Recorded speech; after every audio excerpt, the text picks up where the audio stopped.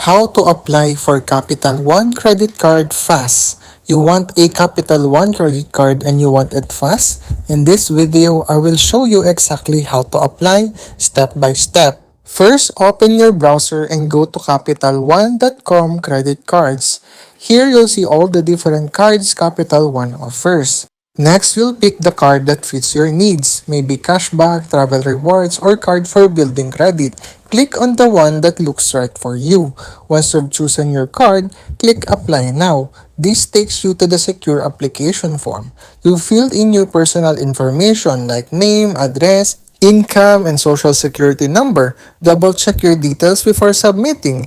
Hit submit and you'll get an instant decision in most cases. If approved, your new card usually arrives within 7 to 10 business days. And that's it. You've applied for your Capital One credit card in just a few minutes. Like and subscribe for more quick how-tos. And that's it.